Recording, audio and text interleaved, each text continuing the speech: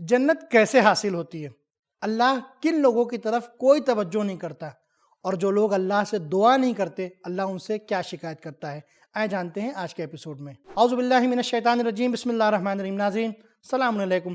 तफसीर नूर के इस प्रोग्राम में आपको खुशामदीद कहते हैं। नाज़रीन, हम सूरह फुरक़ान की तफसीर को सुन रहे थे और अब तक हमने 74 आयतों की मुकम्मल तफसीर को सुन लिया है। खुदा का लाख लाख शुक्र है कि आज इस तफसीर का यानी सूरह फुरक़ान की तफसीर का आखिरी एपिसोड है और आज हम 3 आयतों की तफसीर लेकर के आपके सामने हाजिर हुए हैं। आयत नंबर 75, 76 और 77। आयत नंबर 75 और 76 की तफसीर को जानने के लिए आए उसकी तिलावत और तर्जुमे को सुनते हैं। किताब अंज़लनाहु इलैका मुबारकुन लियद्दब्बरू आयातिही वलियतज़क्कर उलुल अलबाब। बिस्मिल्लाहिर रहमानिर रहीम। उलाइक युजज़ौनल गुरफ़त बिमा सबरू व युलक़्क़ौन फ़ीहा तहिय्यतन व सलामा खालिदीन फ़ीहा हसुनत मुस्तक़र्रन व मुक़ामा। یہ وہ ہیں جنہیں ان کے صبر و ثبات کے صلے میں بہشت میں بالا خانہ عطا کیا جائے گا اور وہاں ان کا تحیّ و سلام سے استقبال کیا جائے گا۔ وہ ہمیشہ اس میں رہیں گے، کیا اچھا ہے وہ ٹھکانہ اور وہ مقام۔ नाज़रीन, یہ تو تھی آیت نمبر 75 اور 76 کی تلاوت اور ترجمہ۔ آپ دیکھتے ہیں کہ اس کے اندر نقطہ کون سا پایا جاتا ہے۔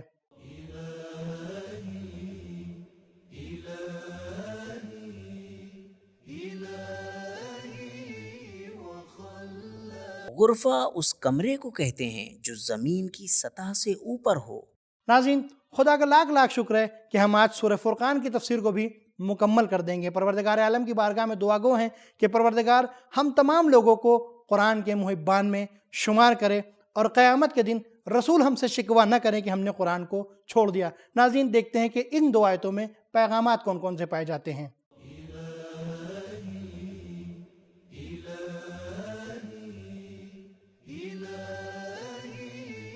پیغام نمبر 1، جنت بہانے سے نہیں ملتی، قیمت ادا کرنی پڑتی ہے۔ نمبر 2، خدا کا بندہ ہونے کے لیے صبر اور مستقل مزاجی کی ضرورت ہوتی ہے۔ ناظرین، اب ہماری 76 آیتوں کی تفسیر مکمل ہو جاتی ہے اور آج کے ایپیسوڈ کی آخری آیت اور اس سورہ کی آخری آیت یعنی آیت نمبر 77 کی تفسیر کو جاننے کے لیے آئیں اس کی تلاوت اور ترجمے کو سنتے ہیں۔ قل ما يعبأ بكم ربي لولا دعاؤكم فقد كذبتم فسوف يكون لزاما۔ آپ کہہ دیجئے اگر تمہاری دعا و پکار نہ ہو تو میرا پروردگار تمہاری کوئی پرواہ نہ کرے، سو اب جبکہ تم نے رسول کو جھٹلا دیا ہے تو یہ تکذیب عنقریب تمہارے لیے وبال جان بن کر رہے گی۔ ناظرین، یہ تو تھی آیت نمبر 77 کی تلاوت اور ترجمہ۔ آپ دیکھتے ہیں کہ اس کے اندر نکات کون کون سے پائے جاتے ہیں۔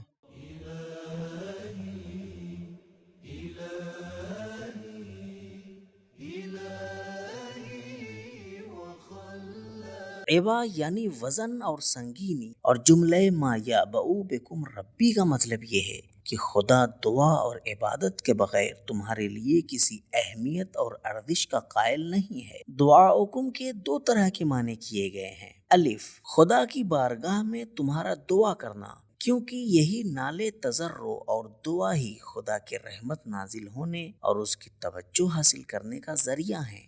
روایت میں ہے جو دعا کرتا ہے وہ ہلاک نہیں ہوگا۔ اس کے بعد جو لوگ دعا نہیں کرتے خدا ان کی شکایت کر رہا ہے کہ تم نے حق کو جھٹلایا اور دعا کے بجائے بتوں اور ہوا و ہوس اور طاغوت کے پیچھے نکل گئے اور حق کو جھٹلایا، تم اپنے انجام کو دیکھو گے۔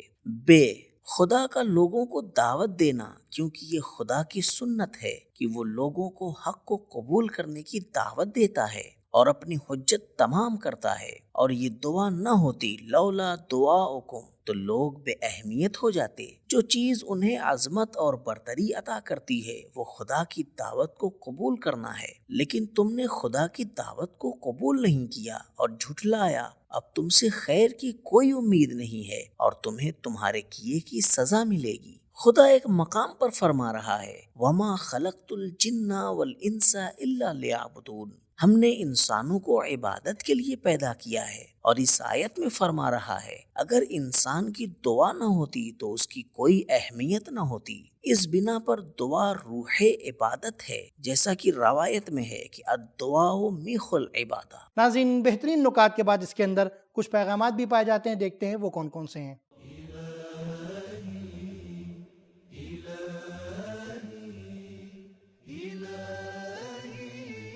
پیغام نمبر 1، دین کو جھٹلا کر انسان بے ارزش ہو جاتا ہے۔ نمبر 2، دعا عظمت پانے کا ذریعہ ہے۔ نمبر 3، ہدایت اور عبادت کے بغیر انسان کچھ بھی نہیں ہے۔ نمبر 4، حق کی طرف دعوت دینا خدا کی ربوبیت کا حصہ ہے۔ نمبر 5، دنیا کا محور اور مرکز معنویت ہے، کیونکہ دنیا انسانوں کے لیے پیدا کی گئی ہے اور انسان حق کو قبول کرنے اور عبادت کے لیے ہے۔ نمبر 6، حقیقت میں ہدایت اور عبادت کے بغیر انسان انبیاء اور ان کے احکام کو جھٹلا رہا ہے۔ تو ناظرین، معلوم ہوا کہ جنت عمل کے ذریعے ملتی ہے، بے عملی اور آرزو سے جنت نہیں ملتی، اور پروردگار عالم ان لوگوں سے شکایت کرتا ہے کہ جو دعا نہیں کرتے، اور دعاؤں میں سب سے بہترین دعا امام مہدی کے ظہور کی دعا ہے۔ ناظرین، ہم آپ سے چاہیں گے کہ آپ امام مہدی کے ظہور کے لیے دعا کریں اور کمنٹ میں ضرور سے لکھیں لبیک یا مہدی۔ ناظرین، آج کا یہ ایپیسوڈ ہمارا یہیں پر ختم ہوتا ہے، اور سورہ فرقان کی تفسیر بھی یہیں پر ختم ہوتی ہے۔ انشاءاللہ پھر ملیں گے، تب تک کے لیے شکریہ، خدا حافظ۔ سبیل قرآن، قرآنی سماج کی پہچان۔